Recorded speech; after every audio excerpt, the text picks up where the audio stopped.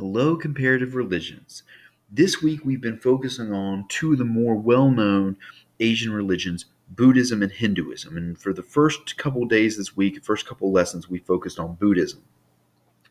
These lessons are going to focus on Hinduism. And again, I've broken it up over 2 days. The first lesson that we're going to go through today deals with a little bit with the history, but more specifically with the teachings of Hinduism. Okay? As with the lessons on Buddhism, be sure you are taking your own notes. Okay, I will try to give you a heads up as to what I want you to take down. Okay, and what slides you have to copy and what slides you don't. Hold on to these notes because we're going to have an assessment next week on all the Asian religions, and you want to be sure you have your notes handy for that. Okay, this lesson, like I said, deals with the history and the beliefs of Hinduism. The next lesson will deal with its impact on the world. All right, so let's get started. You don't have to copy anything down on this first slide. Hinduism is often associated with India. And in fact, Hinduism and Buddhism both begin in India.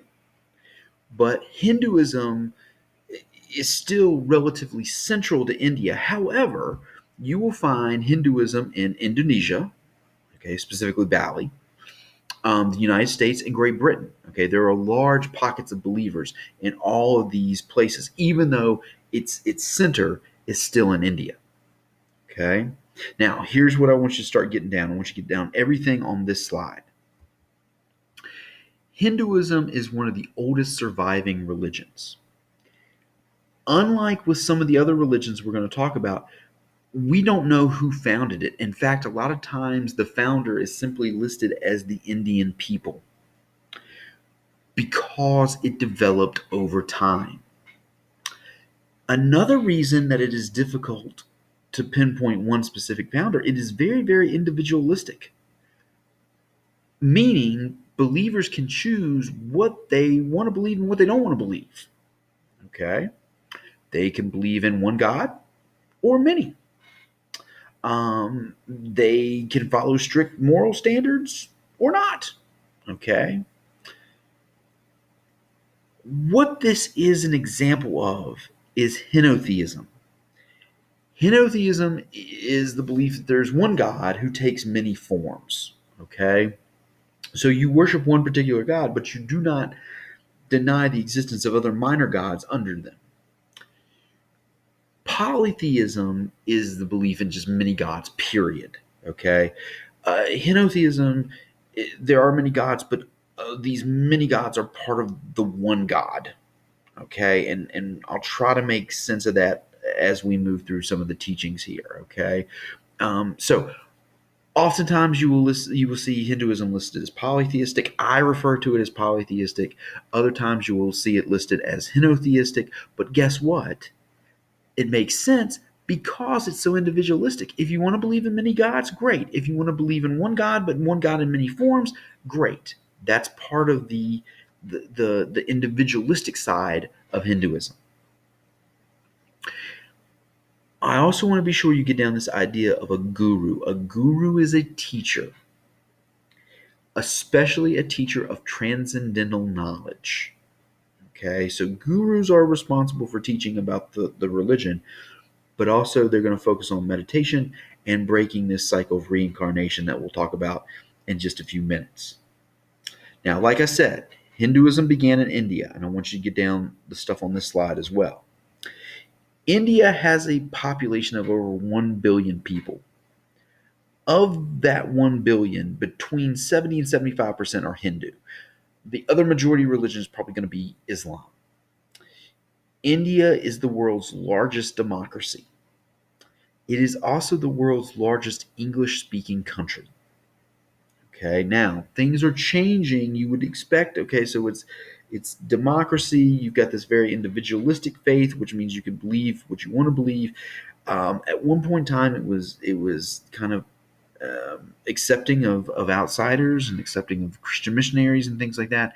But there is conflict between the Hindus and the Muslims in India, and there's political turmoil, and now we're kind of seeing other groups being pushed out. Okay, especially if they are seen as threats to the religion in India. Okay, so pay attention to the political turmoil in India. It's getting kind of interesting over there. Now, religion on this slide, all you need to get down is the first 2 points.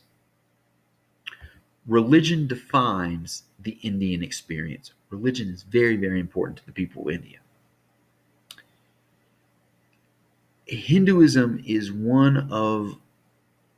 in fact, is the only one of the 5 major faiths that has a definite geographical tie. Hinduism began in India. Yes, it is spread, but it began in India. The majority of people in India still practice it today. The only other exception I could see maybe is Jerusalem, but Jerusalem is important to all 3 monotheistic faiths. At one point in time, it was the Jews. The Jews talk about going to Jerusalem, but Christians venerate Jerusalem. So do Muslims as well. Okay, so again, Hinduism is probably the only one of the 5 major faiths that has a definite geographical tie. Okay, and those are the only 2 points you need to get out on the slide. The development of Hinduism, just for your knowledge, coincides with the Aryan migrations. And they began about 5,000 years ago with the first settlement in the Indus River Valley. Then, between 4,000 and 3,500 years ago, that's when we begin to see the writings associated with Hinduism appear, namely the Vedas. And that's also when the caste system or social order developed.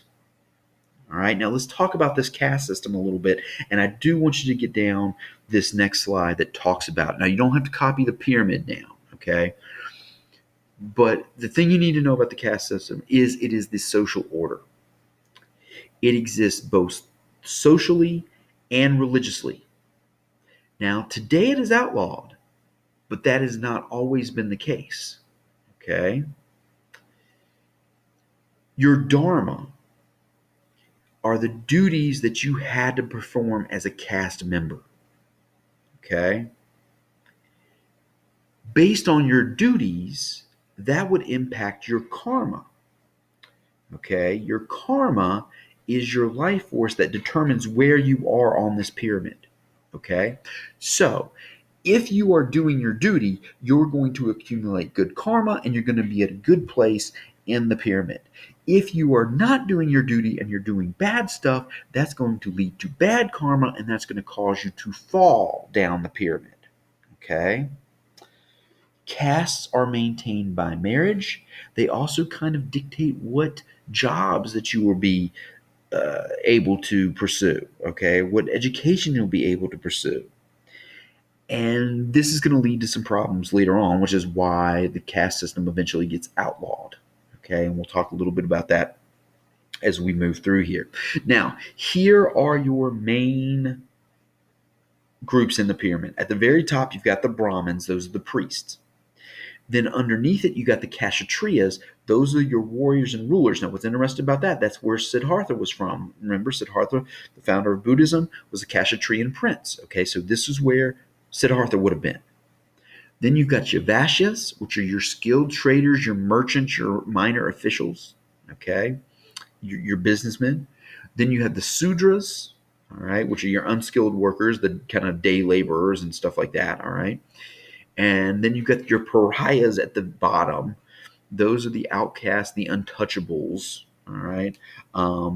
In fact, sometimes they are called children of God because God or the gods are the only ones that will deal with them. Nobody else will. And then you've got this whole other group that nobody wants to talk about at all, the Jati, which are kind of the subcase. Okay, they're subcaste at the bottom. Okay, they're not even on the pyramid. Okay, very, very difficult existence for them. And remember what I said. Okay, so your duty determines your karma determines where you are on the pyramid. If you interact, at one point in time, if you interacted with some of these lower classes, that's where you were. So like in our country, a doctor might be prized, especially because doctors take a Hippocratic oath and they're supposed to help all patients all the time.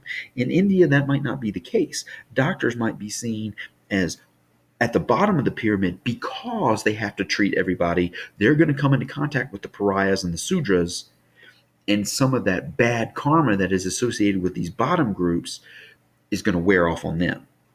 Okay. So again, just Dharma is what you're supposed to do. If you do the right thing, that means good karma. That means you go up the pyramid, and eventually you're going to break the cycle of reincarnation. Bad Dharma equals bad karma. You go down the pyramid. And eventually, we're going to just outlaw all this altogether, and we'll talk about why that is in just a second. Okay. Now, Hindus believe in 4 stages of life. Okay. And I want you to get down the 4 stages here. The 4 stages are called the ashram. All right. And you can see they're kind of interconnected. That is not a swastika. That is not a Nazi symbol, although it does show you that the Nazis polluted symbols like this. Okay. There's also a Christian symbol that looks very similar to this that the Nazis kind of polluted as well. But this is not a swastika. It's not a Nazi symbol. It shows the interconnectivity of the 4 stages of life. The first stage is the Brahmacharan, the youth stage. And it begins at age 8 and goes until 20 or 24. Now think about it. This kind of coincides with adolescence and becoming a young adult, because at this stage you're going to become a member of a caste. This is where you're determined to be in the caste system. Then once we got that settled, then we enter into the second stage, the grihastha. Okay, the grihastha is the householder or the adulthood. Okay, you found your place in life. Now it's time to get married and settle down and have a family. Okay, it's also at this point in time that you're working and you're accumulating wealth. Then, as you get older, when you get ready to retire, when your children have grown up and your children are having grandkids, you enter the vanaprastha stage. Okay, that's when you're a forest dweller. You leave home and you begin a process of meditation.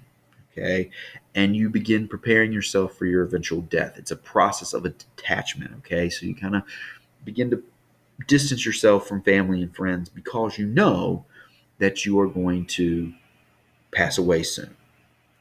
And then you've got the sannyasin, okay, which is the old age. This is the final stage, all right? A lot of times people end up as wandering ascetics, okay? They're nomads, they're homeless, they wander from place to place. They teach others, okay? This is where the gurus come in, okay? Preparing the younger people for this stage of life. All right. So those are the 4 stages, and they each have specific duties. And remember, you're supposed to do those duties well because that helps you build up dharma, and the dharma will influence your karma. Okay. And your karma will influence where you are in the social class system. Now, the Hindu sacred texts. Now, in Buddhism, there really aren't any sacred texts. In Hinduism, we have the Shrutis. Okay.